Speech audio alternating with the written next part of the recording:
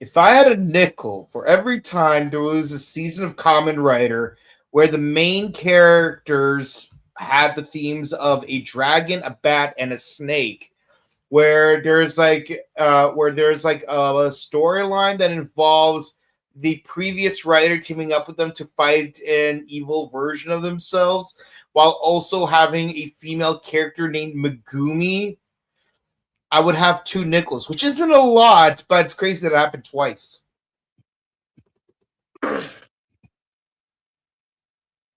Well, in this economy, every penny counts.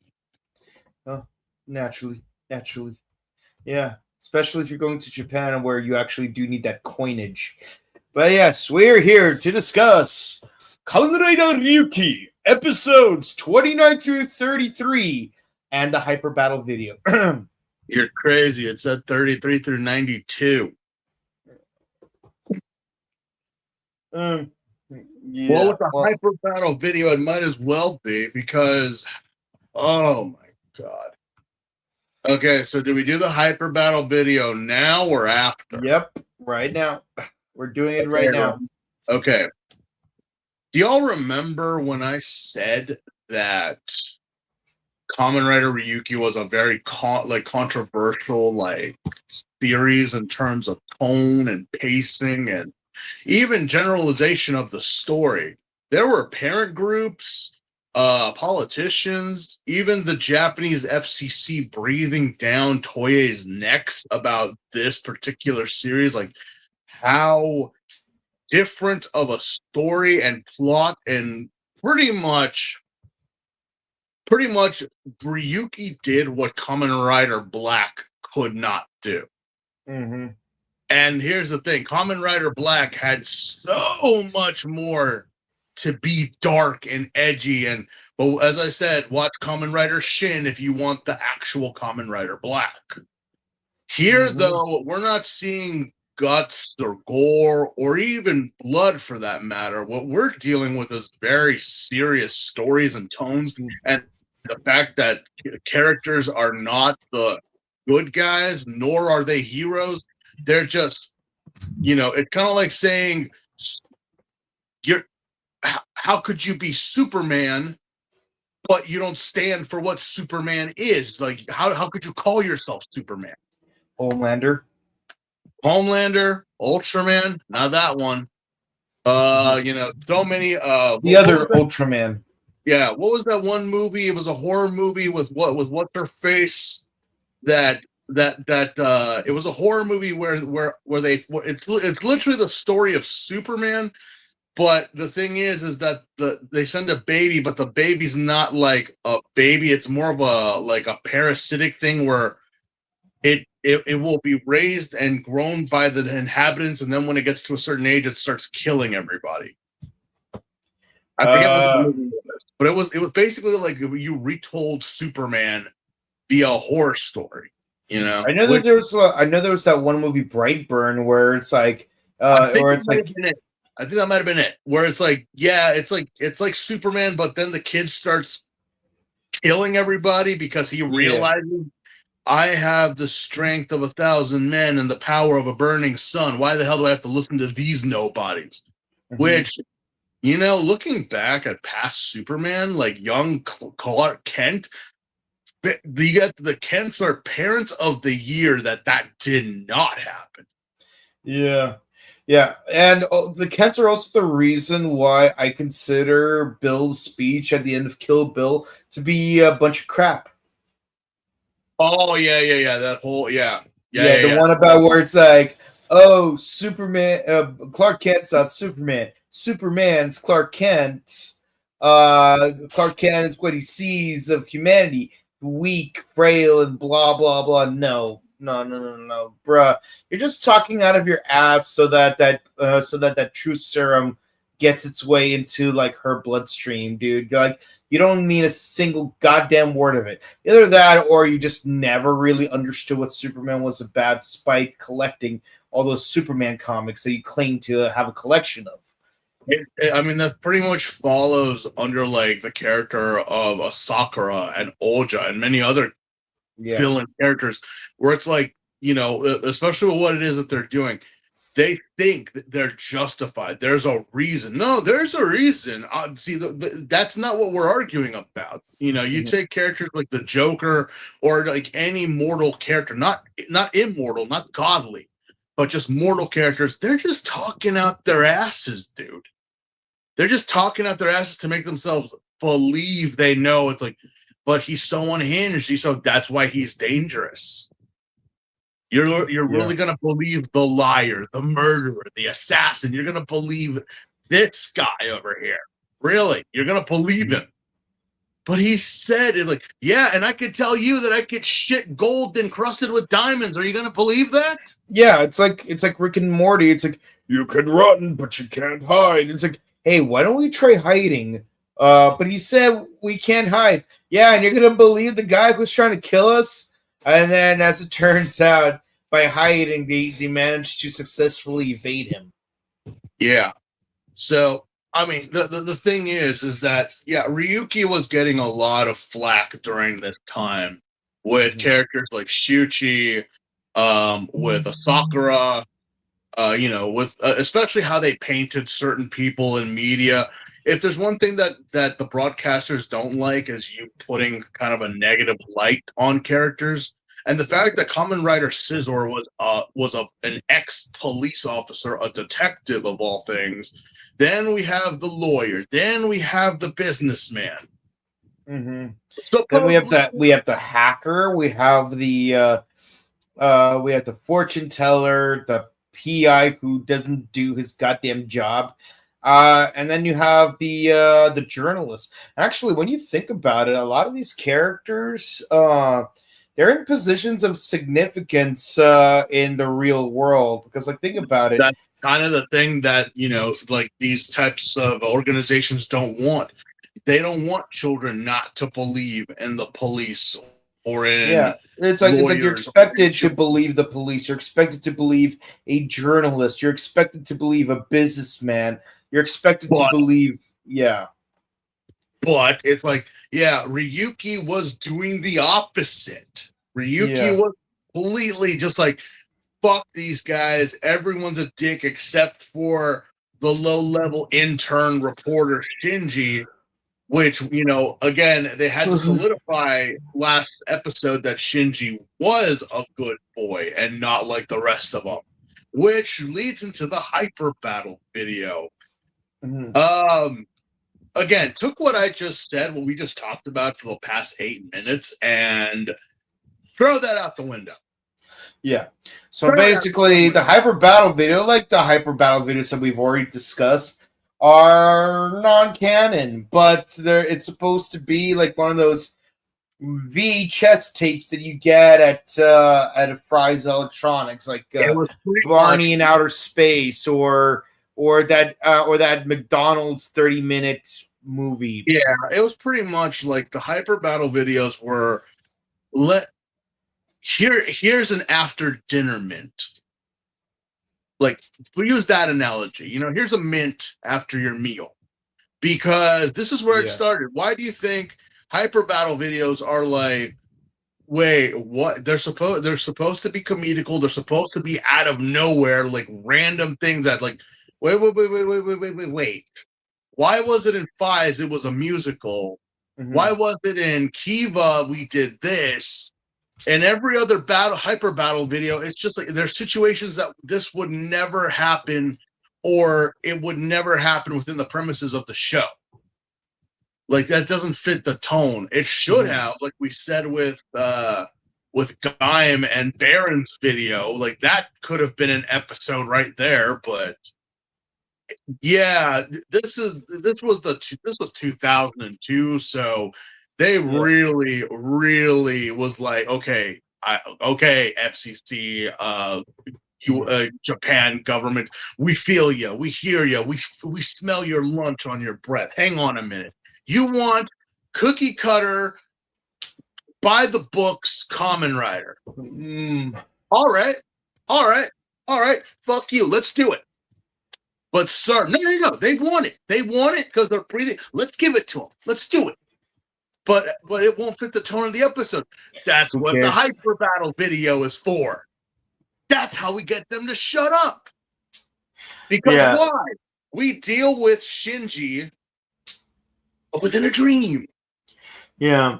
Well, let's not spoil that part just yet. But basically, it's like it starts off with us in POV going into the Ore, and he's like basically compiling data. I'm like, wait a minute, did we just see this in Blade? Oh no. And like, if Ryuki isn't the first hyper battle video scene, and you watched many other hyper battle videos from after Ryuki, I have discovered in my research that this is possibly the one hyper battle video that many people agree is like the only ever one you should ever watch. Just out of the pure entertainment of 10 minutes. Yeah. Like, this is the one that is like, okay, I get this was funny, that was funny. Okay, no, this is just completely ridiculous. Mm-hmm. This is completely like, wait, what? Yeah, but then again, like I said, governments like okay, just to shut them up, let's do it. Let's put Kamen Rider Ichigo in Ryuki, but let's mix in the Sentai in there just because. Yeah, so at first you're thinking, like, if you've watched other hyper battle videos from after Ryuki, before you watch the Ryuki hyper battle video, you're thinking, oh, I'm compiling data on all the writers that we met so far. You're thinking, oh no, we're gonna get a clip show of the first 28 episodes like we've done in other hyper battle videos. But it's like, no, like he's immediately before he even has a chance to, like, he hears that there's and so he runs off. 29. Yeah. So he runs off and he goes to Mirror World. It's like, huh, that's weird. Like, there's no rider shooter. That's weird because like I usually have to ride in one of those things. And then he ends up in a warehouse where you see a bunch of past mirror monsters show up. And weirdly enough, it's like before the movie started, we get a little montage and a little shadow of a familiar silhouette. Yeah. Well, I'm like, wait, is that who I think? Wait, we're gonna get there. We're actually gonna get there now. Yeah. All the mirror monsters that we have beaten. Which, is anyone really paying attention to them? Yeah, especially considering how some of them fall into subcategories. Yeah. So we see Knight, Zolda, and Oja, and they're acting a little out of character than usual.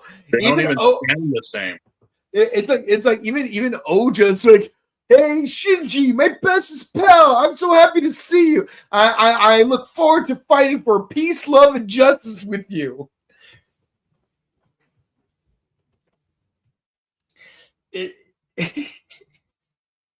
It's like Seto Kaiba from that episode of Yu-Gi-Oh! Season 0. It's like, hey Yugi, you're my bestest friend. Can I get a hug? I'm a very huggy person.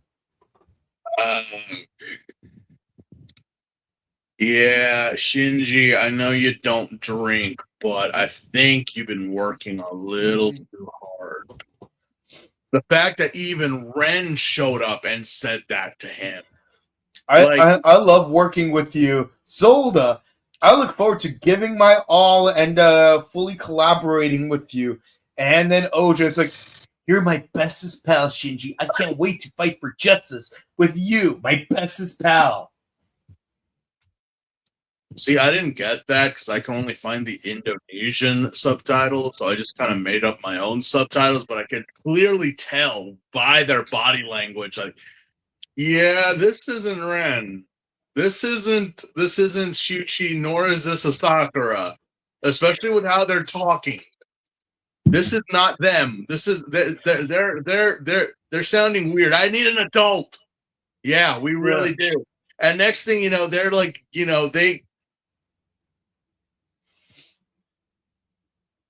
the only thing that was missing was a certain theme song and an explosion in the background.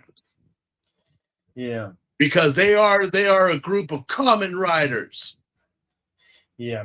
Kamen Rider, Dragon Knight. Okay.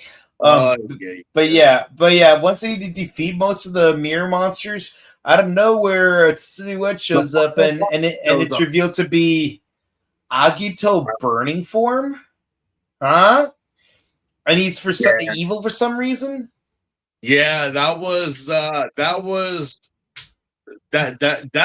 probably surprised some people when they first saw this. It's like, wait, Agito burning form, is the bad guy.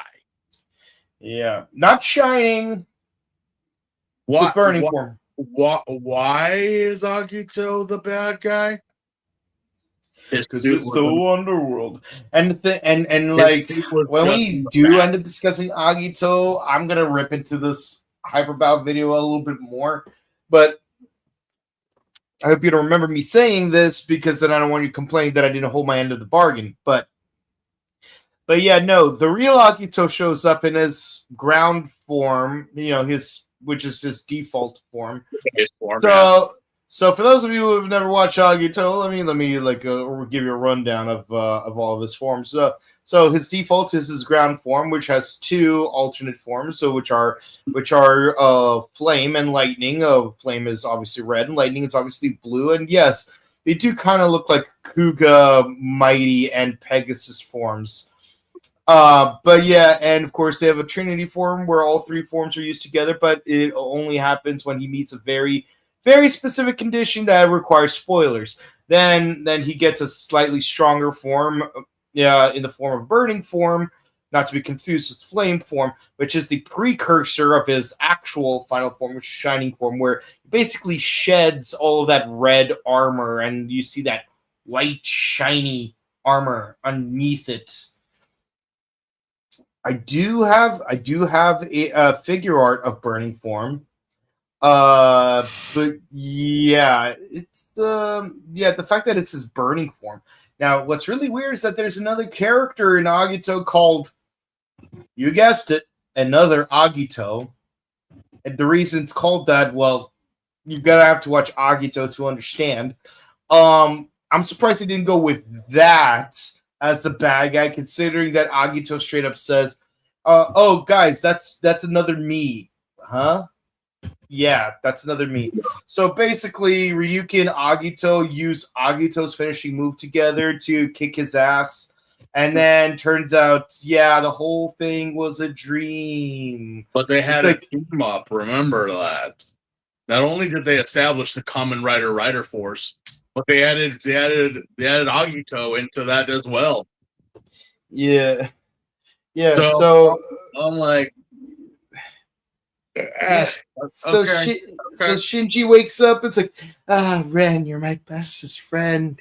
Ren, you're my bestest friend. It's like, hey, what are you doing? Oh, Ren, yeah, you told me you were my best friend. I never said such a thing, but I remember you saying, and even a Sakura was like all about peace and just, bruh. Did you get vented again? And we roll credits, which features clips from the first 28 episodes. Oh, yeah. Yes, exactly. It's one of those that it's like, it's an alternate body, but again, understanding why this came to be and why. It's like, again, it was just pretty much the studio giving like the okay, but the middle finger as well. So all these organizations that were breathing down on them because of what Ryuki is and the story they are choosing to tell, which is kind of funny because years later, you can't even watch a damn Kamen Rider series without there being like another rider or another faction with a Kamen Rider fighting against the main guy. Yeah, even Zets had a whole shootout between Baku and Sane. My bad. So it's like, what was controversial in 2002 is just another Tuesday for us. Yeah, because I mean, remember, once upon a time, Power Rangers was under scrutiny because the word morphin sounds like morphine. Heck, I even have a hard time even like YouTube searching this very channel because if you're not careful with how you spell it, the autocorrect will send you on a medical YouTube channel. That has nothing to do with us. I think we should fix that. Yeah, let's Yeah, I think we should. let's shadow ban that other channel. I'm just We need kidding, to fix that. Yeah. Mhm. But yeah, it pretty much gave the censors and everyone like the premise of, yeah, you know what? That's how we're gonna do the show. That's how. And again, they showed it to these people. They're like, oh, that's great. Yeah. So this is gonna be the formula from now on, right? No. No, you said you wanted it. We gave it to you. So leave us alone. We're almost like 5 episodes away from being done with this show. Well, Then we'll go on to 4th or into 5s. Mm-hmm. Yeah. Then again, the controversy will be all over again, except the fact that instead of over communicating, there is no communication in this show. So, Hyper Battle Video is if you mix the Sentai and the Kamen Rider all into one and gave us literally what you would think a Kamen Rider series should be. We're all friends. We're all buddies. We're all fighting for truth and justice. And coming out of an Oja's mouth, that's saying something. Yeah. But yeah, that is the Hyper Battle Video. We'll give scores at the end. Now we'll get into the actual show, which isn't dating just garbage. It is. We have 2 whole episodes dedicated to effectively catfishing and melodrama. 4 episodes. This whole review is about how love stinks. Yeah. And if that's how bad it stinks, I'd rather die alone. No joke. Are we trying to like ruin love for everyone? It's not even February anymore. Mm-hmm. But whatever. Let's get down to it. Yeah. They don't paint in good light in these episodes. We really don't. Like, men are such trash, but women just as much. But you know what women are good for? Comedic timing. So, Reiko, our darling, not best girl, because that goes to Nodoka, is going on dates. And she is a young, attractive woman, obviously. Like, who doesn't? Mm-hmm. Except all the guys that she just is going with, not her, but these dorks are just burying themselves before they even get to live.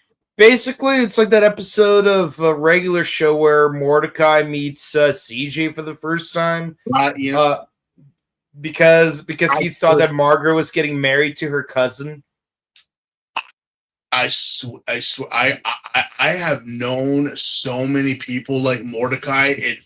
It like Mordecai annoyed the shit out of me in that show. Like, really annoyed the hell out of me. I knew so many people like that I'm like, just go say something, dumbass. Go.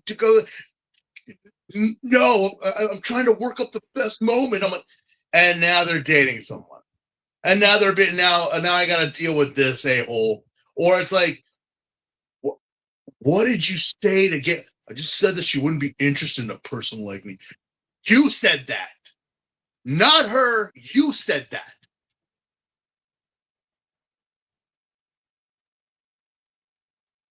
I'm walking away. I'm walking away because I'm about to take that table and ram you right through it. Like, that's the first thing you say when, like, the person that you've been obsessing and writing poetry and literally taking that piece of shit guitar that you bought off of some guy on the street and wrote a 10-minute long song. Or a song that you thought was original, but turns out was just the Meow Mix theme song. Yeah, it's like, and then your first words out of your mouth are like, girl like you wouldn't be interested in someone like me, so why even bother?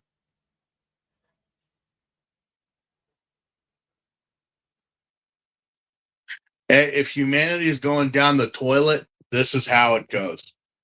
Me, on the other hand, see, this is why they see. I'm more in the middle. I'm more of a chill guy. I am neither a Chad nor am I a Dexter. That's what the nerd or the jock. This is why dating is so trash. Because you got overconfident small dicks over here, and then you got the guys that are already buried and just ruining it for the rest of us. You either deal with the crybaby or you deal with the fuckboy, but you can't but it's ruining it, and it goes same for women too. I'm like, no, I feel it. I feel it. I know.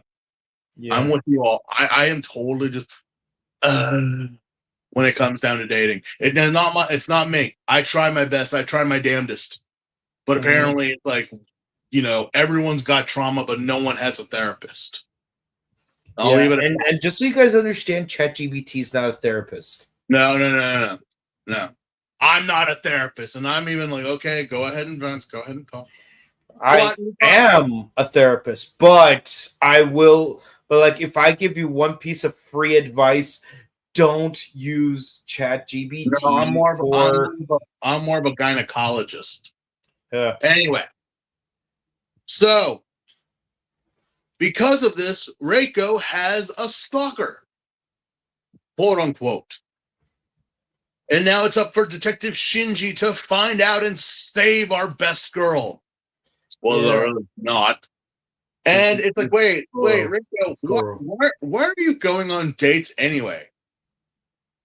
It's like, I have a life outside the office, Well, yeah, but you never really talked about it. I'm young and I deserve to go out. And I went, okay. Not for love. Not for the thrill of the hunt. It's just because I'm 24, 25 years old and I should be out there dating. That's like saying I'm going to go out to fish and I don't care if I catch any fish. Well, if I do, it's like, well, what are you going to do when you get the fish? I'll just throw them back. Then what's the point? It's like, well, that's what you got to do when you're young. Okay. All right. There's such things as hobbies. But yeah, apparently Shinji and Ren decide to follow Reiko, and that winds up into hysterical comedic relief right there. Because even Ren was like, yeah, I was noticing Reiko was acting weird. It's like, are we sure that she's getting stalked by somebody?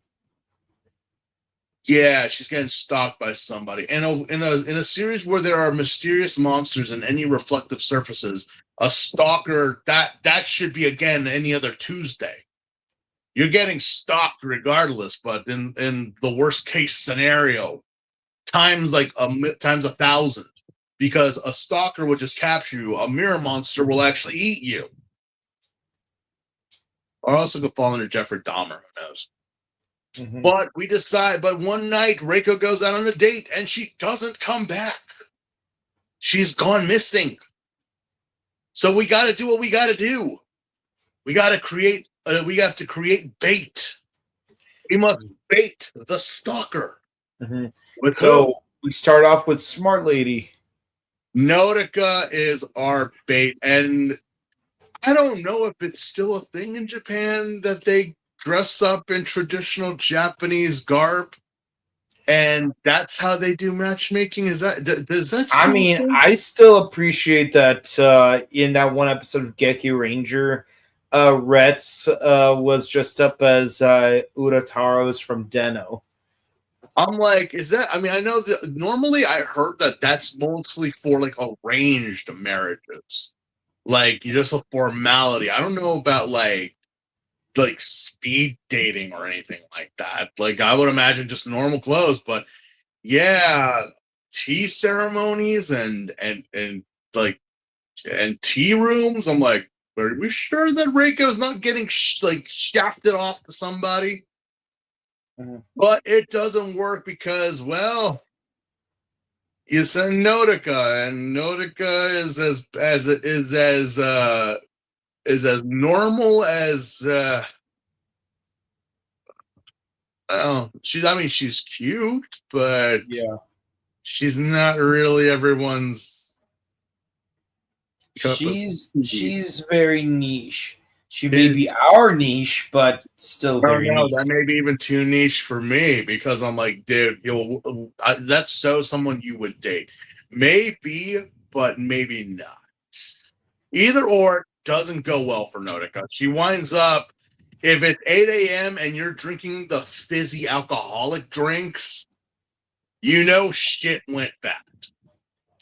But that's really not the point here. The point is for the stalker that was chasing Ruriko to go after Notica, which is why would the stalker go after her if you guys already believe he has Reiko? But regardless, Notica does get caught. And they don't know where she went off to. Do we mention that Shuchi got involved in this? Yes. At first, it was because Goro was delivering flowers to Reiko. Yeah. Oh, yeah. And then Shinji attacked him, and then it's like, wait, you attacked Best Boy Himbo? You actually took on Goro. Mr. I'm gonna steal your woman. Oh, good luck with that. Good luck with that. But yeah, so we need a third person as bait, so we get Yui. We're all out of options. We ran through through most of our female through most of the female cast. So it's like, hey, Yui. Yeah, unless we can muster up a random fourth girl to our cast, we're basically doomed. Hold that thought. Hold my fear for one more episode. But yeah. But here's the thing, though. If Ruriko is the straight girl and Notica is the weird girl, then just like the Goldilocks theory, there's just one that is just right. And that goes right into Yui being stereotypical Japanese girl, because I actually spoke to someone about this, and their response, no, she is acting very Japanese right now. Like, I humbly accept your offer. I will. How? Explain to me how that is. Like, how is she selling it? Oh, that's what they love. In Japan, they love submissive women. Like, yes, sir, yeah, like kind of very subservient. Submissive is what the best way to explain the taste of Japanese men in Nihon. Which I can see the appeal, but at the same time, I'm like, boys, do you not know what you just begged? So, boy. But yeah, she bags a dweeb, goes back to his place, nothing happens. Well, nothing involving those two, but something does happen. And he doesn't even have coffee in his place, the bum. He has to go down to the convenience store to get some. And I'm like, okay. So wait, are we assuming the guy that Yui bagged, that's the stalker, and that's who has both Notica and Reiko? No. We think. What do you mean you think? Well, it turns out, there is a cicada monster and a shield boar involved. Remember how I said that there were two boars? Yeah, here's the second one. Yeah, I was like, what happened to the other one? He is. Yeah, there he is. He's just there. Remember, he's here. Huey destroys this guy's apartment. Completely, it's like slapstick Three Stooges. That's not my problem. Oh, I broke the toilet. That's not my problem. Like, they're looking everywhere for Reiko and Notica, in the microwave, in the toilet, in the air vents, under couches, under said couch. And I'm like, hey, cicada monster, follow it. It's like, wait, what about me? Go. Oh, wait. We're causing a disturbance, which is very rude for the rest of the tenants. You know, this really feels like the book version of Goldfinger, where like Goldfinger just leaves James alone with his at his suite. Yeah, just like, I'll just leave you alone, leave you to your devices. And then James is like looking for like recording equipment inside the room, and then just to cover his own tracks, he gets like a cat to destroy half the room to say that the cat did it.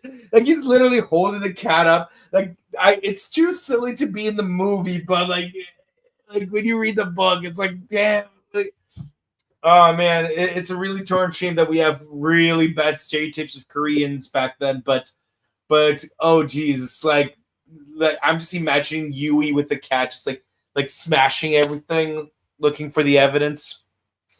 Just constantly, like Yui, just doing it.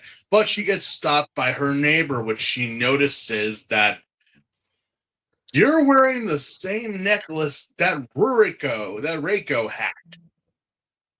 It's like, oh, sure. It's like, yeah. So who is this random woman? Does she have anything to do with the cicada monsters or anything like that? No, she does not.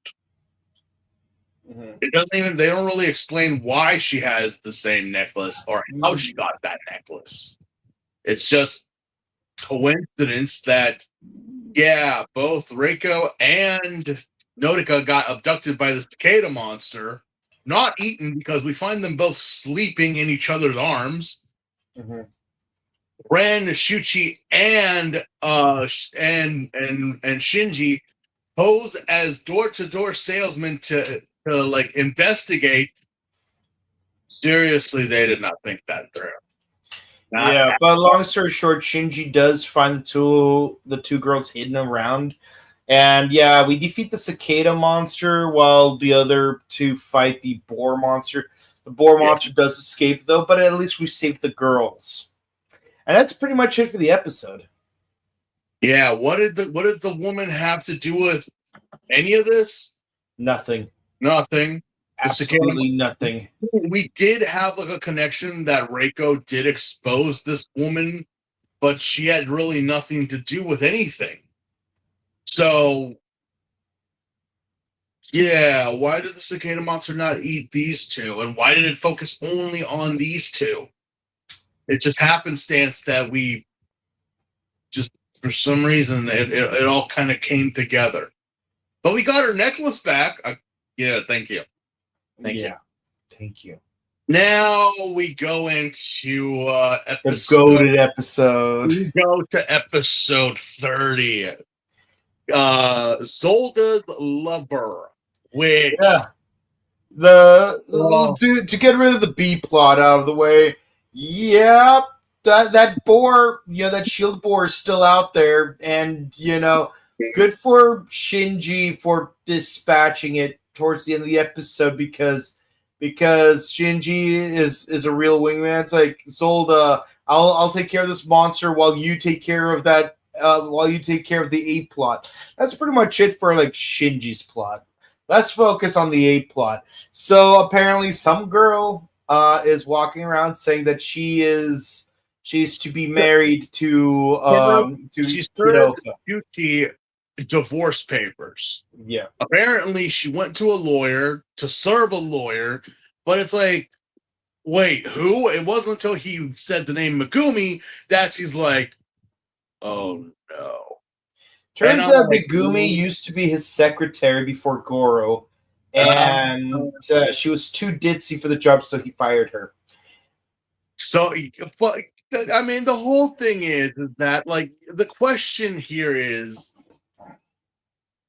she was also his bodyguard.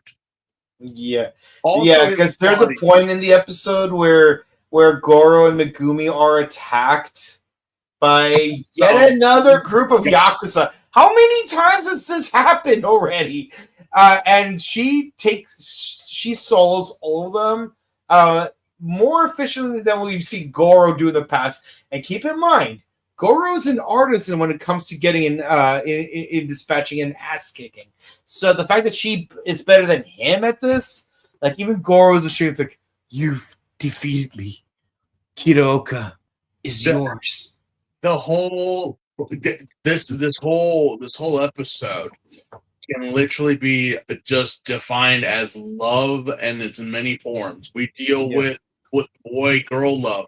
We deal with boy love. We deal with unrequited love, because this whole like the chemistry between Shuchi and Shinji is like, there's a scene in the episode where it's like, I'm not lying that I didn't date her, Shinji. Look into my eyes and you'll see that I'm telling you the truth. Shinji comes almost lips to lips in this moment. I'm like, okay, seriously, now I know where the boy love came from.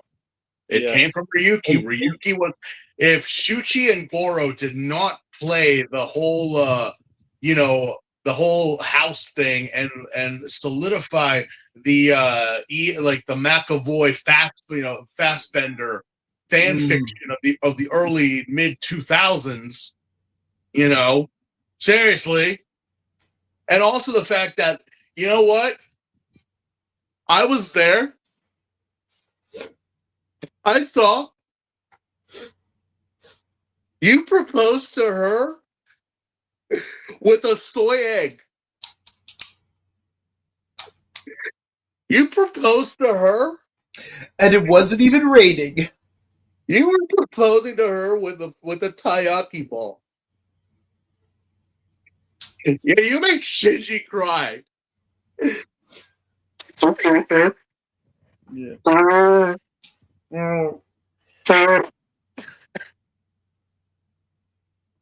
That's your ride or die, and you're a pig, Goro.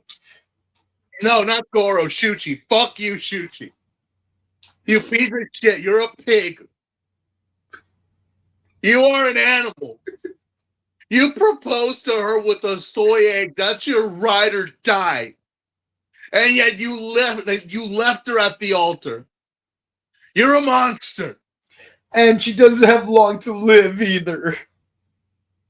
It was so bad that Shinji cried, and he cried downhill. I don't know how he did that, but I'm like, what the hell, Shinji? Yeah, so in the second half of the episode, Kitaoka finally decides to man up. It's like, this girl's gonna die soon. I may as well, own up to things. So they go on a date, and it's a lovely date. They go on a second date. It's a lovely date. They go on a third date. It's a lovely date. They're in their wedding clothes on a boat in the lake. And right as she's about to kiss him, the shield board shows up. He needs to go underwater. He's like, and it's like she just like, no, I'm taking care of this. You go and get your woman. What are you doing here? Go. It's like, okay. So he can't use the shield board as an excuse. That bastard. And then it's like, and then when he comes back to the surface, she's unconscious. And then waiting for a kiss, and she was literally like just lips extended, like ready, and he gives her the dreaded forehead kiss, which she goes limp, and I'm like, God damn, Shuchi, calm down. That was too much. We think, oh my God, she died. She died mid-date. No. Yeah, we saw what happened to Yuka. We still feel bad about what happened to Yuka. Mio, not so much, but yeah. But then it turns out Goro went to the hospital and said, Kitaoka, actually she's just anemic, and basically when things get too hot, she just tends to be more dizzy than usual. She seemed to have misinterpreted her diagnosis as being fatal. So yeah, she's just over dramatizing. And he just drops his phone, like when Jim Carrey drops his knee when Cameron Diaz was sexually harassed at that award show. Is like, now personal. Yeah, so we cut to everyone just trying to get past the day at a cafe. It's like This has been a crappy day. Yeah, I don't think anyone. And Shuti is just trying so hard to flirt with Reiko, and Yeah. everyone was like getting on his case that you should. Kiroka. No, Kira, and- no, Kira, please don't. Just not today. It's like, Tomorrow okay, maybe, but not today. Let today move die. on, please. Can we move on? Yeah, I think. And then biggest plot twist: Megumi was just hired as the new intern at Ore. Daisuke shows up, telling everyone at this cafe spot that he has hired a new employee, and it's Megumi. Yeah. I don't know. Well, first off, I know why Goro is like, what the fuck? I don't get why Shuchi gives a shit, but I know why Reiko and Shinji are like, oh, no. Yeah. Well, again, it's kind of like, wait, why are they saying, oh, shit? Because that's not the end of the episode. The last scene of this episode is a shot of Nodoka back in the office with the most I'm gonna kill you vibes because you stole my man. Yeah. Which, who knew Nodoka gave a shit about Daisuke? Yeah. See, and if you guys recognize Megumi, that's because she was one of the two biker girls from episode 27 of Kamen Rider O's. Remember those two random biker girls? Yeah, those two biker girls that we swore should have been Mari and Yuri from the original Kamen Rider, but weren't. It was just two random girls. Well, technically, I mean, a lot of people say that yes, Kuga and Nagito were the start of the Heisei period for Kamen Rider, but a lot of people will debate that it's actually Ryuki that started the Heisei era and its trends, because again, like a lot of stuff that like was controversial for Ryuki was actually the basis for a lot of Kamen Rider series to come. Where Agito and Kuga played it safe, being the hero. It's like, imagine having Shinji, or like, imagine having Ankh and Eiji back in 2003 or the early 2000s. It would be controversial. Yeah. It would be like, what? He's a vagabond? And he's a pretty boy with an arm? Yeah. And it's somewhat implied of a homosexual relationship. Yeah. Blasphemy. Yeah. What is it? Seriously, they would have canceled O's like no tomorrow. But here it's like, which again, we support the boy love and the girl love and all that stuff. Yeah. We're all inclusive here. It's the Morphin Network, people. Our colors are a rainbow. Yeah. So if we're not inclusive here, I don't know what is. But yeah,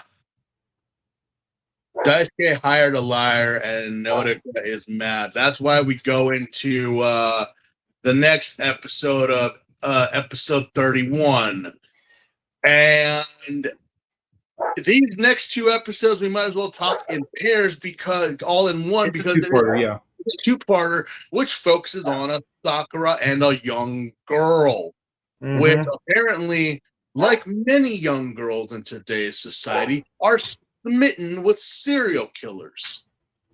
Yeah. No joke. Why do we not see that as a red flag in dating or in society today? Oh, what do you do for fun? I like to watch serial killer documentaries. Ugh. If girls can say, oh my God, you watch Marvel? Ick. Girls watching psychopaths, like serial killer documentaries, men, that's the ick. It feels nasty me saying that. Ick. Like seriously, I'm like, no. Oh, you watch serial killer doc. Oh, that's cool. So do you know about John Wayne Gacy? You know about Dahmer? Do you know about the Santa Clarita Murderer? Do you know about I actually freaked someone out once of recent like attacks and things that I have been aware of. Like And she's just like, I just know about the classics. How do you know about current? How do you not know about current if you're watching documentaries? Yeah. Oh, you're one of those bad ones. Okay, yeah, okay. I'm sorry. I'll pull it back. Let's talk about the popular serial killers to talk about. Mm-hmm. But yes, so Tamagotchis were such a pain in the ass, weren't they? If you didn't feed them, they would start like getting mad at you, and then they try to eat you, possibly kill you. That's why the Tamagotchi phase pretty much faded out of obscurity, and we got Digimon. Yeah. Yeah. So Sakura has not been taking care of his Tamagotchi / Pokemon because they be mad. They haven't been fed at all, not once. So what do? This whole episode is revolved around a boat because we're following under Speed 2 logic. I hate that you reminded me of that movie. I know, but you have the poster in the background of the first movie. Yeah, but we can't forget the Emmy Award-winning one of number 2. But regardless, Tamora Morrison. Okay. So yes, a Sakura again. We find out that a cruise line that is not infected with the virus off the coast of Santa Carla has been attacked, and there's nobody on the ship except for one lone survivor, and it ain't Newt. How this boat did not crash into anything, God only knows. Autopilot, I guess. But everybody had it until then. Yeah, everybody is gone, disappeared, no more, except a little girl. Except for a young girl who is mute characters do work at times. Not a lot, but they do. Here it don't work. There are times that I'm like, I wish this little girl would say something. I would say little girl. She's like 13, I think. I wish she would communicate something, but she doesn't. Like the news spread like gangbusters that the ship was mysteriously abandoned, only one survivor. Everyone is going and talking about it. And of course Shinji goes because apparently now he's their ace reporter and winds up getting the information that the little girl actually said that there were monsters on the boat. 3 of them. Which, of course, that mirror monsters don't really travel in packs. Yes, they do, but Shinji doesn't remember that. What winds up happening is, well, it has to be a Sakura. Well, we did see him on the boat, and what do? We take the little girl who was possibly traumatized as fuck back on the boat. Yikes! And we set sail. Back on the boat. Did you investigate the boat? No. Did you check the boat? No. So a Sakura could still be on the boat. Possibly.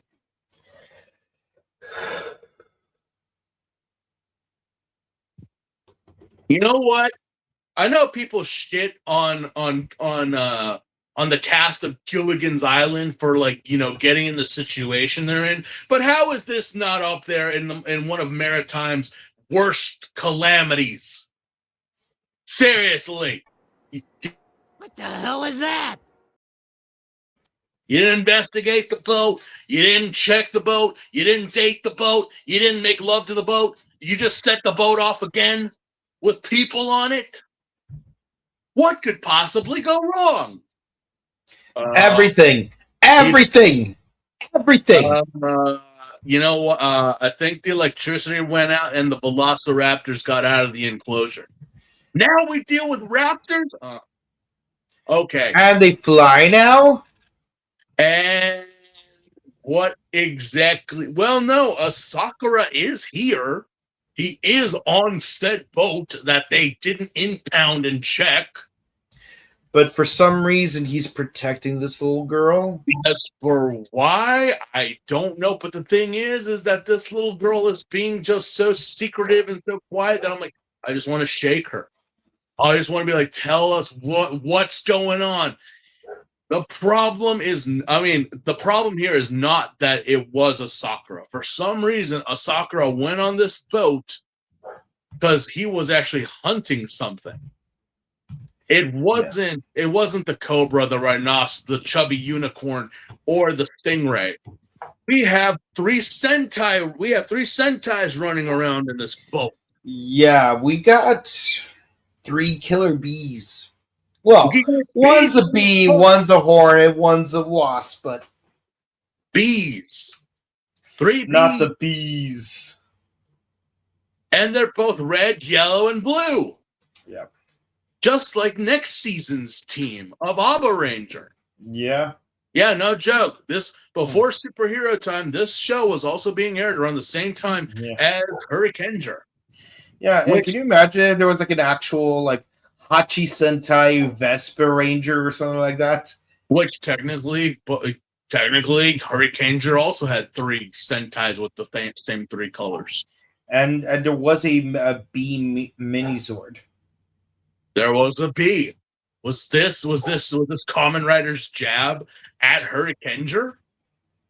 I don't know, because they do, for a defense mechanism, they do hold together and they spin to stop an attack from happening. Because when Asakura does finally get these mothers out and he does try to do his rider scissor kick, it doesn't land, doesn't hit. Yeah. It's like, wait, what? Yeah, they deflected it by themselves and then they jumped in the ocean. Yeah. A very unimportant B plot is that Megumi is trying to get settled into Ore. She's ditzy as ever, which means smart lady's not too happy with her because how dare you try to bang that how dare you take my man and take my laptop? Yeah, my laptop is not a jukebox for you to hit, Fonzarelli.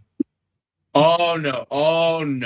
Well, the worst part of it was that she named it. But the thing was, Notica had already given the laptop a name. So how dare you remove dead name, his name and give him another name? And she just looks at Daisuke like, you did this. You brought her here. I'm the quirky one, not her. Yeah. And I think Daisuke finally realized his mistake. I'm like, yeah, you don't piss off Crazy. She's ditzy. She'll actually be Lizzie Borden. Which made me fall in love with Notica even more so. I'm like, a woman who will use violence in the office. The woman after my own heart. Yeah. But so you're welcome to my niche. Welcome to my niche. Welcome to my niche. Okay. I know I'm gonna get DMs like up like so badly. I'm like, oh, hold on. You must fit the requirements. But regardless, the ending of this episode is the little girl goes running to Asakura. It's like Asakura, like no, girl, he's dangerous. But he's my man. Wait, what? He's actually my hero. And I'm like, what the hell is that?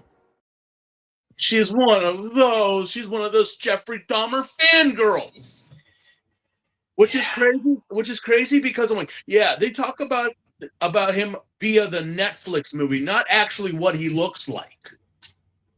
That's not what it's not what Jeffrey Dahmer actually looks like. So you're falling in love with a false identity. That's like saying, who was the clown murderer? John Wayne Gacy. John Wayne Gacy, yeah. Yeah, that's like saying John Wayne Gacy looks like Michael Fassbender. Oh, jeez. That's not true. But he looks more like Chris Farley. May he rest in peace, and I do not respect his memory. But it's like, Yeah, but he wasn't funny. Anyway, next episode. Yeah. And now again, we deal with love stinks. Because if you're getting because the episode ended with a Sakura jumping off the boat. Yeah, because he can't commit, so he'd rather kill himself. Except Leonardo DiCaprio was not there to stop him from jumping. Yeah. Which, scientifically speaking, even if you did jump off the boat, you wouldn't be like sucked in by the propellers. You would actually be flung out. No, if anything, your body would slam against the surface tension of the water, causing your body to break apart like a porcelain vase. But yeah, no, if this girl has daddy issues, I got one thing to say to you. I feel sorry for the child. Your father would rather be dead than take care of you. Damn, that is tragic. What a complete jackass. I want to be held by a man and call him daddy. You know how many people I knew back in the day that went that way? It's tragic, really. It really is. And are they with those people now? But they have been through 1,000 miles of bad road, I'll tell you that. Mm-hmm. I'm like almost to my 40s. I look more younger than they do. That's saying something. Mm-hmm. But yes, we go back to the hospital. Shocker. Yeah, because somehow Sakura was able to swim all the way to shore. But it's also noticeable that his 3 contract monsters are getting hangry. Oh, wait a minute. So wait, where did all the people go? Yeah, you know those 3 Power Rangers that were running around? They were the cause of that, not the contract monsters. So these mothers literally did that, and they're still going. Yeah, the thing is that Asakura, he may be a murderer, but he doesn't let others do it. He does it himself. Yes, he will set up a trap for the mirror monster to eat someone like his brother, but he won't allow the mirror monsters just to run wild. No. We're not going to eat these people. We're going to eat the mirror monsters that are eating said people. Mm-hmm. Because, why are they angry? Why are they attacking you if they already ate all the people on the boat? They didn't. So you were just, you've been keeping these things like locked up and not letting them loose to attack the bees that they could possibly eat. Well, I got to kill the bees myself for them to eat them. So that's true. So a plot of this episode, the young girl again is like all smitten with a Sakura and saying like, he was there for me. He protected me. I'm like, there's even a part where he's standing from behind a tree, like I Know You Did Last summer. Reminded me of that horrible Halloween remake. Even if you did get Jamie Lee Curtis to come back, why the hell? Why? And also, what the fuck was with that last movie? You damn idiots! Mm-hmm. My God, could have been done better. The concept would have been. I mean, is there any other way to kill Michael Myers? I mean, a thresher that'll do it. But I'm like, everything else was just garbage. My God. Especially after the second movie. Like, you know what's funny is that I was making jokes about throughout the entire movie. It's like, hey, what if Michael Myers was supernatural like he was in the Halloween 6? And Leo's like, no, you will not say that. Don't say it. Bleep the Cult of Thorn. And then like when he like solos that entire lynch mob, and then Jamie Lee Curtis starts narrating about how he's more than just a man. Leo's like, no, don't say it, no. Because I'm just like smiling, like Lord Sidious, like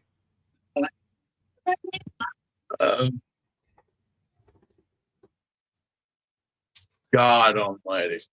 But yeah, I even had after having a meet and greet with Kitaoka, Sakura is attacked by his three monsters. Like, wait, you guys have to wait just a little bit longer. Just a little bit longer. While Yui, unlike Ren, does actual detective work and meets an American professor who might have some insight on Shiro's disappearance. who is actually speaking Japanese. Yes. They did not dub him in. Those subtitles. This American actor is actually speaking Nihon desu.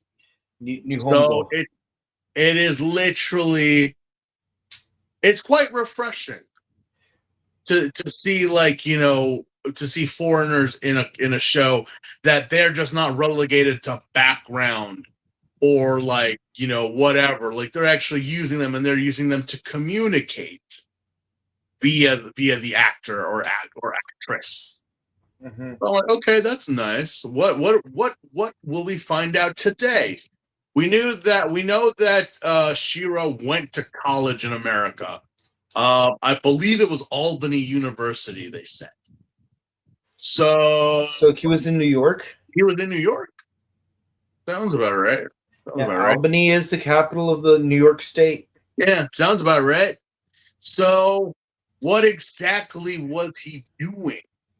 Well, by the professor's words, they didn't really know what he was doing. He was just kind of like there. He was just there. He was kind of there, and everything that he was doing was mostly be categorized under theoretical physics. Mm-hmm. So bullshit then. Exactly.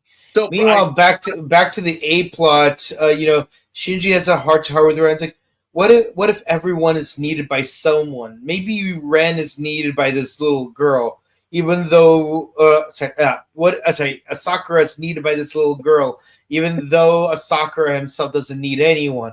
It's like, Shinji, you sweet summer child, but that's probably the dumbest thing you ever said. But anyway, so the little girl, it's like she runs out of her hospital bed to get a flower for a Sakura, where she's probably attacked by Venom Snake. She doesn't die. She got attacked by a Sakura, by the snake, after being given the flowers, and I'm like, is a Sakura actually going to be a good person and protect this little girl? No. He used her like a cheap suit and just got rid of her the minute that she was done. The reason why he kept her alive was because apparently the mirror monsters in these episodes, they're a pack, and they attacked a group of people. They knew that there was one survivor left, and they weren't going to stop until they got the one survivor, which led them into the trap of fighting both Ryuki, Knight, even Zolda showed up. Very briefly, yeah. Yeah, why did you show up, Shuchi? I don't know. But because of that, you guys were able to kill the bees because, again, Sakura was protecting the little girl.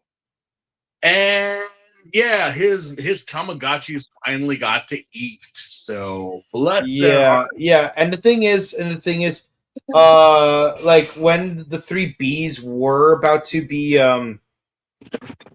eaten by the genocider trio, Magna Giga and Darkwing do try to run interference so that they could eat the bee trio instead. But then Dragreta runs interference to them, which allows the genocider trio to eat the bee monsters after all. And I'm like, Shinji, did we just criticize Ren earlier? That's like, it's because Sakura is a good guy, I guess. What the hell is that? It was him being an asshole is what it is, because, again, the little girl got poisoned. She's on the verge of death, but thank God for anti-poison. Mm-hmm. But she gets to see her man walk into the sunset. Yeah. Again, not a good way to go off, but walking into the sunset only to be like, in short and in layman's terms, Ren, I take it back. I think Sakura's an asshole. Yeah, weren't you the one who told me that like yeah, 12 Shinji, episodes ago? Yeah, Shinji, we know. At least we're certain about that thing. Yeah, meanwhile, Megumi does catch Shinji walking out of a mirror. Which cuts to the next episode. Because, apparently Nodoka sent her on a secret mission because of the bullshit that with the laptop. So it's like, but that happened to also correlate with the story that Shinji was doing when she saw Shinji come out of the mirror. So we must blame Nodoka. We're not going to blame her. We didn't blame him. Okay. Okay. Well, our final episode in this review. Yes, Megumi saw Shinji come out of the mirror. And I guess she thinks that was her secret mission that she was sent on, which that's like, oh my God, I can't wait to tell Daisuke and everyone else, like, you can't. Mm-hmm. Because, wait, why can't I? Because that's not what you were sent there for. You sure? It's like, I was sent to come here and find the secret in my secret mission. And what else is more secret than one of our employees coming out of a mirror? Well, she's got you there, Shinji. She's got you by technicality. That is quite a series. So what happens? It's that whole trope of you being someone's slave for as long as they live type of trope, you know? Mm-hmm. Except, we had an episode like this last week with Ren and that one kid, but I don't think you could scare Megumi off like you would a child, So you take it from here. This one really. Yeah, it's almost a filler episode, high key, because the main thing that's happening here is that there's a massive heat wave, like a very massive heat wave, so much so that even Steve's computer is getting fried. I wish I was kidding, but no, it's getting fried. Cool. Yeah. So, continue. I was just having some technical difficulties. Anyways, at first, and the heat gets so intense that even Ren has to remind Shinji about the debt that he owes him. Meanwhile, Reiko's still looking into a Sakura because there's no way he's gone. But she keeps noticing that whenever he's near a mirror, he suddenly disappears. Then she notices a reflection of Kanzaki Shiro, and no Kanzaki Shiro in front of the mirror. She also she recollects how Sakura's brother disappeared spontaneously. Mm-hmm. Meanwhile, Megumi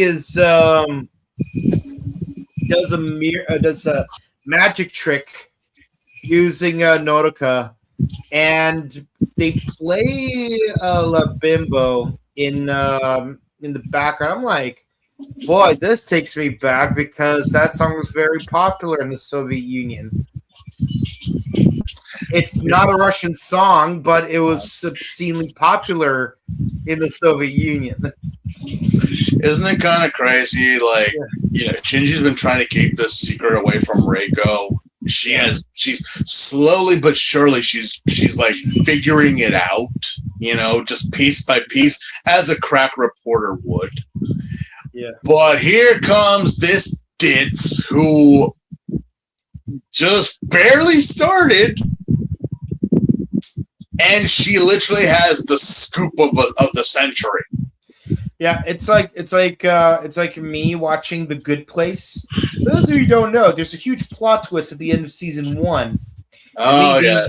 And me being the detective that I am, I figure out around episode 3 what that plot twist is because I kind of figured just by the first episode. I'm like, yeah. So then later on, I show my sister the first episode of the show, and then immediately she like is like, wait, it's a plot. Wait, hold on, is this actually insert plot twist here?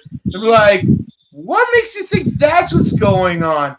And she gives you like a really stupid, like superficial, baseless, nothing burger of a reason. And I'm like, that's how you figured it out? That's how you figured it out? It took me 3 episodes. Like you figured, and I used logic and evidence, and you figure it out just based on, oh, this character looks like this thing. Well, the thing is, how I figured it out was there is no way in heaven that that's the furniture they got up here. Like, no way. For me, thinking back, the Froyo would have been the dead giveaway. There is, I mean, not to mention, I'm like, oh no, the Froyo pretty much was like, wait, we're not supposed to indulge in sinful pleasures, even though it is Froyo. It's still an unnecessary sinful food to eat. Oh for me, it's like, why is there Froyo in heaven? You should be eating nothing but saltine crackers and white fish with no seasoning. No, for me, the logic would have been different. See, the thing is, the reason why people eat Froyo in real life is because they want a quote-unquote healthy alternative to ice cream and nothing else. Like, given the opportunity without any kind of like physiological consequence, people would more likely eat ice cream over Froyo. So, like, why is it that in The Good Place you're eating Froyo and not some kind of? I would imagine that they would have ice cream. Yeah. Like, they would have ice cream that is somehow like has 0 calories, 0 sugar, 0 fat. They would have. They would have. As I say, they would have the real McCoys up there. They would have cakes and steaks and the original flavors of soda. Not this crap, not this diet stuff. No, we don't know. We don't believe diet is of the devil. Like, drink, you go. But the fact that they were like, indulge in what you're doing, enjoy. You're finally here. I'm like, no, this is hell. This is hell. The only thing that was missing that would have made it obvious is if everyone broke into a Broadway musical. But you could tell that they were going to. So, and they did in 1 episode. Well, there you go. Hell is not metal music. Hell is not rock. But since you bring it up, I'm going to ring it up. Yeah, my sister figured out because, and I quote, Ted Danson looks like the devil. Do not insult the devil. But that was her reasoning. That was her reasoning. But I'm like, you know what? Hell is not metal music. It's not punk. It's not rap. It ain't gangster rap. It ain't metal. It ain't no. It's Broadway and it's classical. Violins, pianos. I'm just wild about Harry, and Harry's wild about me. I'm like, yeah, okay. Fizzy Pop literally put on the lights where I have been saying that for years. Mm-hmm. Hell is a musical. And if you don't like musicals, you shouldn't go. Ozzy Osbourne is not in hell. Alice Cooper will not go to hell. Most of AC/DC will not go to hell. You're going to the wrong place. Woo! Anyway, so while Reiko is putting 2 and 2 together while watching a magic show, sorry, we get a robbery. Shiro. Yeah, there's a robbery involving a jellyfish monster, but that's not the important bit. The The important bit is Shiro starts grilling everyone. Hey guys, why are you still not fighting? I told you guys to fight. Why are you guys not fighting? Who the fuck are you, and why are you so obsessed with us kicking each other's asses? Yeah, so Shiro lures Asakura to Goro because Goro is important to Kitaoka. He grills Kitaoka. It's like, hey, if you do not fight, something bad might happen to Goro.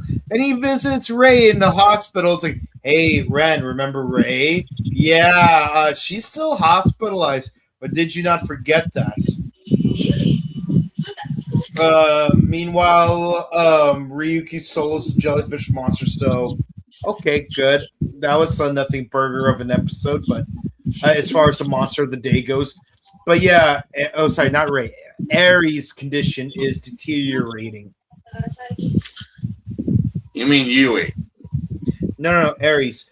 But meanwhile, Yui is also starting to undergo a thing of her own where she is starting to disintegrate. As for why, though? Yeah. That's the question. Could it be also linked that the reason why she's dying is because none of these guys have been killing each other? Maybe that's why? Yeah. Is it that if Ren doesn't kick Shinji's ass once per episode, she could actually die? Yeah. Meanwhile, and we see the first instance of Kitaoka seemingly to have a bit of migraine before having to face Asakura. But the episode ends with some random university at some weird basement. We get a mysterious mirror with a tiger behind it. Oh, man. You know, when I saw him in the last few minutes of this episode, I was like, I don't know if I should be excited or disappointed. I really don't know. I cannot tell. Because so far, Asakura has been our thorn in our side. He's been the one that's caused the mayhem. Think about it. With Tezuya and June, they were just pretty much an afterthought compared to Asakura. Now that we're adding more riders into this battle and more people are coming, now we have a mysterious tiger Kamen Rider. We're like, I don't know. It just feels so like a mirror monster, more or less. Like, oh yeah, that's right. But then again, with Odin over here saying, "I am the 13th rider," there's only been 8 of us, including you. So there's 4 more we have to deal with. Well, 5. There's 5 more we got to deal with. So what are these guys worse than? Are these guys worse than a Sakura? Are these guys like on super death row? Are these guys like complete kleptos and psychopaths? Could they be cyborg fascists? We're gonna have to wait and see. But doing my research, I'm really not looking forward to anyone else outside of these 4, which is saying something. In all honesty, I'm like, again, whenever people talk about Ryuki, they talk about Shinji, Ren, Shuchi, and the Sakura. Other than that, well, besides me being a weirdo saying I like Kamen Rider Verde, but I'm like, is anyone else excited for any other Kamen Riders? I mean, who the hell could top a Sakura at this point? Not really anyone. But the thing is, it's like, again, let's hope they live up and actually introduce these 5 new writers, especially since we got, 17 episodes left. Yeah, we're getting there. We're getting there. Yeah.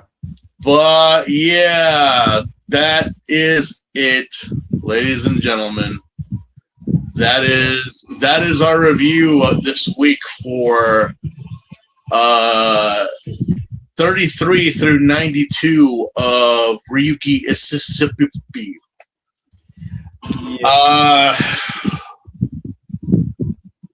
Man, whoever wrote these 4 episodes really either hates being single or has had horrible experiences dating. Like, you know, funny galore. The whole thing about Shinji falling for the soy egg wedding ring proposal to the takoyaki wedding ring on the beach. And then just like every story that she is telling is literally like more bombastic than the next. What else? What are you going to tell me that they went out to outer space or something? Oh, can you imagine the first wedding in outside of Earth's orbit? That's outside of Forza. Yeah. You know, seriously. I was just like, all right, okay. Let me ask the question. Let me ask this. And again, the little girl who believes that Asakura was protecting her, just like most ladies who are in love with serial killers and try to, I don't know, that speaks volumes to me. That I'm like, man, society really is fucked. We really are. But it's like, well, just like every girl who obsesses over the bad boy, they wind up getting their asses kicked in the end, and we all told you so. But again, you're young. You will learn. You must learn. For the first 2, I give those 2 like a solid 9 for the first 2. Just the premise of the story. The little girl episode, in total, it's an 8 for both. Mm-hmm. Just because I was like, yeah, we know Asakura is a piece of shit. This doesn't mean anything. We know what's going to happen. Then she's going to be left heartbroken on a hospital bed waiting for death. And the final episode with Megumi.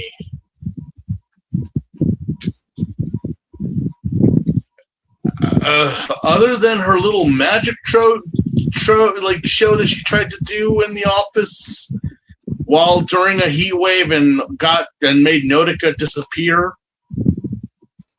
not a lot went down in that episode. Also, kind of makes me wonder. So, is Megumi now a fixture of this office? Is she now permanently here to the end of the series? Mm-hmm. Well, I'm hoping that you're gonna use her. They are. She's there for 16 episodes. Okay, I'm hoping that you're using her good, because if we're just adding some random girl into the cast, I'm like. I mean, if we are gonna add a random girl to the cast, let's make it more of a Mari situation and less of an Emmy situation. Well, it's kind of like even the same thing that had went on during Gaim and many other shows that we had. It's like, yeah, we have all these girls, and having 3 is already like, from what I've seen, that's too much, because we barely, if any, touch on Notica. And when we do, she actually is useful. Look at Gaim. How many girls did we have in that show? We didn't even touch on any of them. The only ones we did was Mai and Rat's girlfriend. And that's, if any. Like, wait, there are other girls there too. We didn't touch on them. Yeah, they were just there. I'm hoping they use Megumi for something. But I think the final episode really does go on a low end of 5, because there's really not much here other than setting up that there is another rider. And I think I may speak for a majority of people, which I'm just like, meh, don't care. This guy will probably die in 5 episodes anyway. But yeah, those are my final thoughts. I had fun. With these 2 with the first 2. Not so much with 3 and 4, and 5 you could easily skip it. Yeah.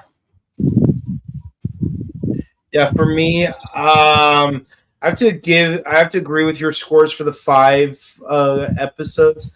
For the Hyper Battle video, I'll give it an 8 because it was fun. I forgot about that. Yeah, the Hyper Battle video, again, it was pretty much Toya giving a middle finger to everyone and just like, fine, here.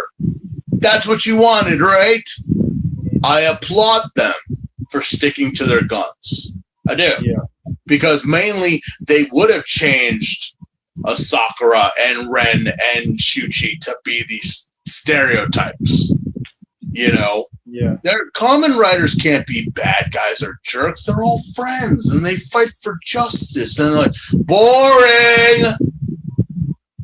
I want a sleazebag womanizer. I want the emo bad boy. I want the psychopathic man on death row. And the Boy Scout. If I don't have that, then is it really Kamen Rider Ryuki? No, that's Kuga. Yeah. Okay. So no, the Hyper Battle video, I give it a 10, just for what it is. This is probably the only Hyper Battle video that I will ever give a high score to, and it's only 10 minutes long. So yeah. So what do the people have to say? Yeah, what do they say? Let's see. Even Roberts says, I'm a huge Ryuki and Dragon Knight fan. Want the rider fights to exist in real life like Grand Prix from Skits. I win a lot of wishes. That's what they all say, but you know what? I want the people who say these comments, let them go first. You go first. You already know what's going to happen. You already know what's going to go down, right? Now, again, we're not slamming you for your comment, but I'm like, no. For those people who are like, I would have won that one. No, put them in there.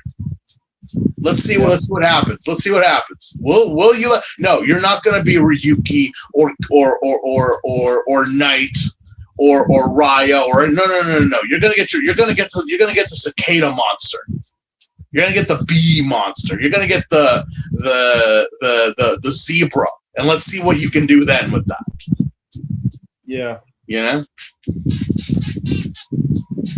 It's a great comment, Evan. I'm not gonna lie, but I'm hoping that you're saying this as like a spectator, not actually willing to put yourself in a game of life and death. Well, consider what happened in the Kick the Can episode. Even as a spectator, I'd rather that not happen. Okay, people only remember the Spider Mirror monster. I don't know. I kind of remember most of them. So far, all these monsters have been memorable in some way. The fact that they had a lemur monster, I'm like, when do we ever have lemurs as bad guys? Especially one with 3 eyes. Yeah, it's like they may not put into like top 10 lists, but at least I'm like, no, well, they've been. The name is what just kills it. Like, you couldn't have come up with a more clever name. They're mirror monsters. That's like saying something's called a skull crawler. Mm-hmm. Imagine a world where the main villain is the title comer. Oh, you mean Decade? You mean Gaim? You mean G.O.? Build? Seriously? Hell, Kiva for a minute. I'm like, what? Like, yeah. Murder was Pennywise. Yeah, but remember who Pennywise was based on. Shiro Kanzaki went to New York to meet General Xaviax, which is weird. Why would General Xaviax be in New York if most of the plot of Dragon Knight happened in L.A.? I don't know. Maybe he's one of those self-hating New Yorkers who are just like, you know what? Fuck this place. I'm going to L.A. Yeah. They both have ups and downs, but yeah. Well, anyone who lives in California will tell you for a fact that, yeah, we only go to L.A. for certain reasons. Where no one stays, no one lives there. Everyone gets the hell out after dark. No one even goes to Hollywood Boulevard for any reason other than only the tourists go there. No self-respecting Californian goes to the Hollywood Walk of Fame. What do you know? I'll give you a list of reasons why an LA native would ever go to Hollywood Boulevard. One, to go to the El Capitan for some obligatory Disney film. Two, to go to the Kodak Theater, also to watch an obligatory movie. Three, if there's a music event happening at the Hard Rock Cafe. Don't know if they're still if the Hard Rock is still there though. But I remember iShine performed there like 3 times, so I was there literally only those 3 times. Let's see. Pantages. If Hamilton is playing, a lot of LA natives will go to Hollywood just for that. 5 Amoeba Records, because we love our physical media. And in dead last place, the only reason anyone would go to Hollywood Boulevard, other than everything I've listed right there, is if you have an LA Fitness membership and you want to hit the gym, but the only one nearby is the one on Hollywood Boulevard. And that goes for native Californians. Yes. I mean, if you're not from California, fine. That's like someone from Las Vegas saying that they're local and they go to the Strip. No locals go to the Strip. What are you, nuts? At most, if a local did go to the Strip, it's either because A, they work at the Strip, or B, some show is playing. Some random concert or show is happening, which that is the only reason why a local would go to the tourist areas of their respective state. Yeah. Like if you're a YouTube fan and they're playing at at that core theater that they just recently built. The Sphere, yeah. That's the only reason you're going to go to the Strip, to see YouTube perform. Same thing with Alice Cooper, teaming up with what's his name, Chris Angel. Technically, the Sphere is technically not on the Strip. It's close to it, but not technically on. Yeah, you know what else is not on the Strip, and I would go to Vegas just to visit it? The Speed Cube shop. Yes, shameless plug to a product that has nothing to do with tokusatsu, but I've spent like over $1,000 on. Ultraman had the Penku box. That's kind of like a Rubik's Cube. Yeah. Like I will bring $500 in cash to Las Vegas, not to spend at the Bellagio casino, but rather to buy a 16x16 Rubik's Cube in person. Yeah. Well, we know if you go to level up where you're going. Yeah. Well, that's it. That's it for us. If you enjoyed it, please be sure to comment, like, and subscribe to us on YouTube, Facebook, Twitter, Instagram, ding the bell icon. Stay notified for our latest videos. We discuss all things tokusatsu. Kamen Rider Ryuki, Kamen Riders. That's back to our regularly scheduled Mondays. Ultraman Cosmos, the second movie out of 3. We just got to do the 2 movies now. Just got to do the 2 movies. And of course, Super Space Sheriff Gavon Infinity. Those are our 4 shows. And of course, check out our recent interviews with Dan Ewing, which is now on YouTube as well as Facebook, and Chance Perez, which is still Facebook exclusive. Definitely watch that and check it out on YouTube when it does come out. If you want to say hi to us in person, we will be at Power Morphicon August 28th through the 30th. We will definitely be there. We're gonna say hi to like all of the awesome people who are gonna be there, like the cast of Wild Force and Mystic Force and whatnot. It's gonna be really cool. Still more actors to announce. We'll announce them throughout the week. And check out our sister channel, The Butter Show. We discuss movies, TV shows, video game news, blogs. We will also have a booth and be doing autographs too. Yeah, so definitely stick around. We got plenty of content for you guys. And for everyone in the United States, we hope you have a restful Memorial Day weekend. Have a good one. Goodbye. Good night, guys.